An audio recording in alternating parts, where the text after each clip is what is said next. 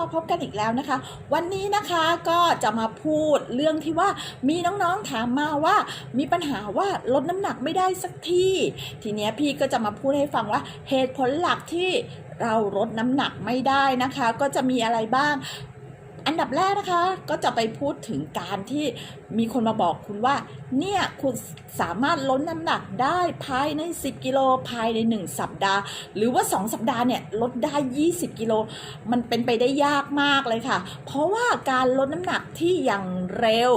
แล้วก็เร่งด่วนแบบนี้นะคะมันเป็นการลดน้ำหนักที่ไม่ยั่งยืนค่ะแล้วก็คือมันเป็นการโฆษณาชวนเชื่อด้วยนะคะเพราะว่าร่างกายคนเรานะคะใน2สัปดาห์แรกนะคะมันจะค่อยๆค่ะค่อยๆปรับลดน้ำหนักมันจะไม่ได้ลดเลยตั้งแต่สัปดาห์แรกนะคะน้ำหนักของ2สัปดาห์แรกจะเป็นน้ำหนักของน้ำและต่อจากนั้นก็จะเป็นไขมันนะคะแล้วมันจะค่อยๆลดเต็มที่นะคะน้ำหนักที่จะลดนะคะต่อ2สัปดาห์เนี่ยประมาณ 1-2 กิโลด้วยซ้ำค่ะเพราะฉะนั้นถ้าใครมาบอกคุณว่าเนี่ย10กิโล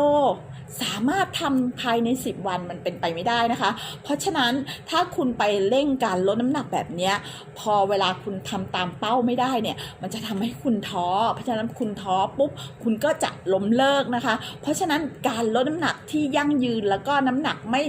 กลับมาโยโย่อีกแล้วก็มันก็จะเป็นไลฟ์สไตล์ของคุณเนี่ยถ้าคุณทำได้นะคะค่อยๆลดแล้วก็ทำให้มันเป็นไลฟ์สไตล์ค่ะทำให้มันเป็นชีวิตประจำวันไปเพราะว่าบางคนเนี่ยพอลดน้ำหนักได้ตามเป้าแล้วทำไมรู้ไหมคะยังไงต่อฉันลดได้แล้วนี่พอฉันลดได้ก็กลับไปกินอาหารซึ่งแบบทำให้ตัวเองอ้วนขึ้นมันก็โยโย่อีกพอโยโย่อีกคุณจะกลับมาลดใหม่ค่ะมันก็ไม่ใช่เมื่อคุณลดน้ำหนักได้แล้วคุณก็ต้องเมนเทนต่อไปแบบนี้เรื่อยๆค่ะทำให้มันเป็นไลฟ์สไตล์แล้วคุณก็จะไม่กลับมาอ้วนอีกและการลดน้ำหนักของคุณก็จะไม่ท้อแล้วก็มันก็จะเป็นชีวิตที่ไลฟ์สไตล์ที่เฮลตี้เลยนะคะแล้วปัจจัยข้อที่2นะคะก็คือการคำนวณแคลอรี่ที่ผิดค่ะบางคนเนี่ยดูจากฉลากแล้วก็ยังคำนวณแคลอรี่ไม่ถูกเพราะว่าฉลากบางชนิดเนี่ยต่อ1หน่วยบริโภคคุณก็ต้องดูด้วยว่า1หน่วยบริโภคอันนั้นมันต่อ1ชิ้นหรือต่อ10ชิ้นเพราะว่า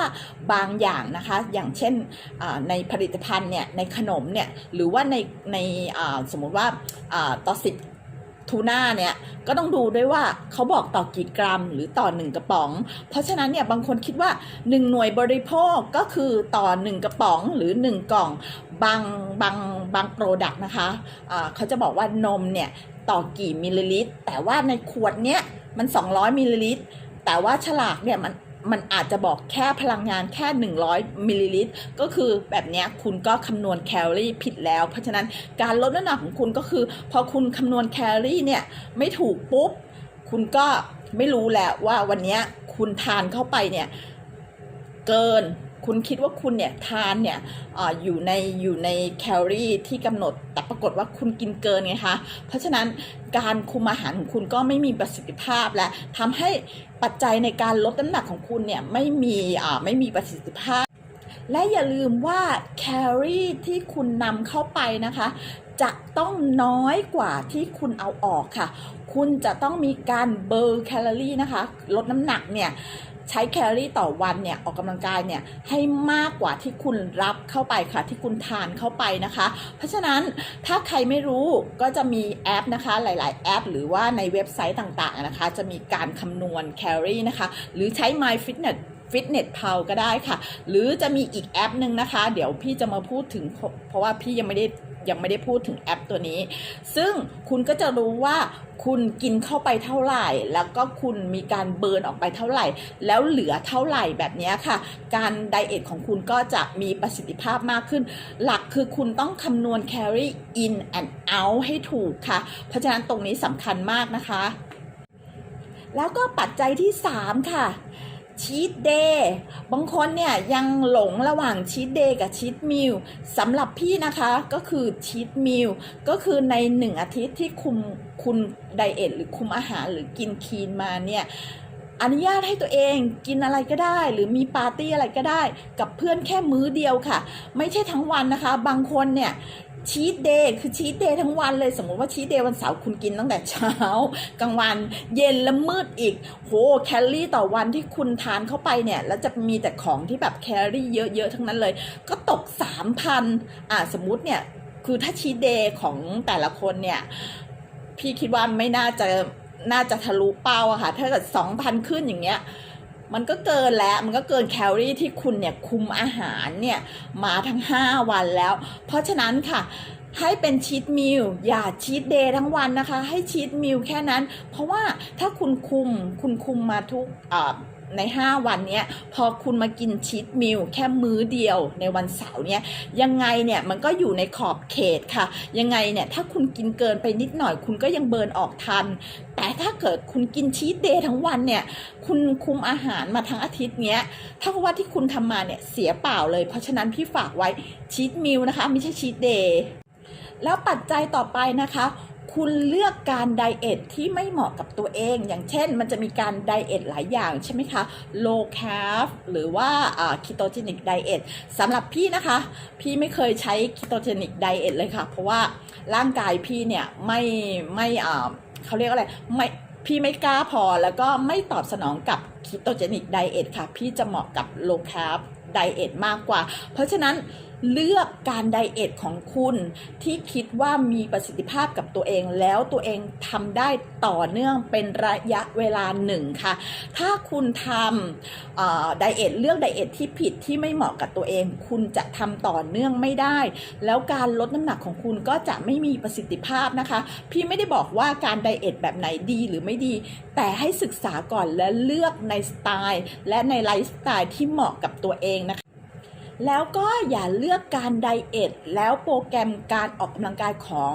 ที่มันโหดเกินไปสำหรับตัวเองนะคะเลือกให้เหมาะกับตัวเองเลือกให้เหมาะกับไลฟ์สไตล์ของตัวเองอย่างบางคนเนี่ยถ้าสมมติว่าคุณมีงานประจำอยู่แล้วคุณก็ต้องเซตตารางการออกกำลังกายของคุณว่าจะเป็น3วันจะเป็น5วันการไดเอทของคุณจะเป็นแบบไหนคุณต้องนำอาหารไปยังไงก็ต้องเลือกให้เหมาะกับไลฟ์สไตล์ของคุณด้วยบางคนเนี่ยไปเลือกโปรแกรมการออกกำลังกายที่โหดเกินไปพอโหดเกินไปปุ๊บคุณจะท้อคุณจะเหนื่อยจากการที่สมมุติว่าคุณยังเป็นแค่beginner ใช่ไหมคะพอ beginner ปุ๊บคุณไปเลือกการออกกำลังกายเนี่ยคุณอยากได้ผลเร็วไงคุณไปเลือกการออกกำลังกายที่มัน advance ขึ้นไปเนี่ยมันก็จะทำให้คุณท้อพอคุณท้อแล้วแบบเผลอๆอาจจะเกิดอาการบาดเจ็บแล้วการไดเอทคุณการออกกำลังกายของคุณมันก็จะไม่ต่อเนื่องแบบนี้ค่ะคุณก็จะไม่มีความสุขเพราะฉะนั้นเลือกโปรแกรมการออกกำลังกายเลือกโปรแกรมไดเอทให้เหมาะกับไลฟ์สไตล์แล้วก็ชีวิตประจำวันของคุณนะคะแล้วก็สุดท้ายนะคะให้ทำการออกกำลังกายของคุณเนี่ยให้เป็นไลฟ์สไตล์ของคุณให้เป็นสิ่งที่คุณต้องพี่จะพูดประจำว่าสิ่งที่คุณต้องทำทุกวันทำต่อเนื่องแล้วคุณจะมีความสุขที่ทำมันคุณจะไม่มีความรู้สึกว่าคุณถูกบังคับให้ทำแต่คุณมีความสุขว่าโอ๊ยฉันตื่นมาฉันจะไปยิมฉันจะไปออกกำลังกายไม่ใช่คิดแต่ว่าคุณจะไปลดน้ำหนักคุณจะไปสร้างพลังให้ตัวเองคุณจะไปทำให้ตัวเองแข็งแรงแล้วคุณจะได้ผลแบบนี้นะคะระยะยาวค่ะแล้วคุณจะมีความสุขในการออกกำลังกายให้หาเพื่อนไปออกกำลังกายให้ท้าทายตัวเองในการออกกำลังกายในรูปแบบใหม่ๆพัฒนาตัวเองขึ้นไปสมมุติว่าคุณเคยยกได้น้ำหนักที่สมมตินะคะสัก2 เดือนคุณทำไปคุณยกได้น้ำหนักสักเบาแค่นี้สัก2 กิโลแล้วต่อไปเนี่ยคุณก็ชาเลนจ์ตัวเองโดยการที่ว่าเพิ่มน้ำหนักขึ้นมันจะทำให้การออกกำลังกายของคุณพัฒนาขึ้นเมื่อคุณมีการพัฒนาหุ่นของคุณเปลี่ยนกล้ามของคุณแน่นหุ่นของคุณฟิตคุณแข็งแรงขึ้นแล้วก็มีคนชมคุณมากขึ้นคุณก็จะมีความสุขใช่ไหมคะเพราะฉะนั้นทำให้มันเป็นไลฟ์สไตล์ทำให้มันเป็นสิ่งที่คุณไม่ต้องถูกบังคับนี่คือชีวิตคุณแล้วคุณจะมีความสุขค่ะแล้วคุณก็จะไม่ใช่ว่ามีแต่ลดน้ำหนักคุณก็จะมีร่างกายที่แข็งแรงแล้วก็จะมี positive thinking ด้วยนะคะแล้วก็การออกกำลังกายของคุณจะมีความสุขและชีวิตของคุณจะมีความสุขค่ะโอเคฝากกันไว้นี่เป็นปัจจัยสำคัญมากๆเลยในการที่ว่าทำไมหลายคนลดน้ำหนักไม่ได้สำคัญเลย carry in carry out โปรแกรมการออกกำลังกายแรงบันดาลใจสร้างความสุขให้ตัวเองแล้วก็ที่สำคัญอย่าหักโหมค่ะทำให้มันต่อเนื่องทำให้มันไปเรื่อยๆไม่ต้องไปเร่งมันค่ะ โอเค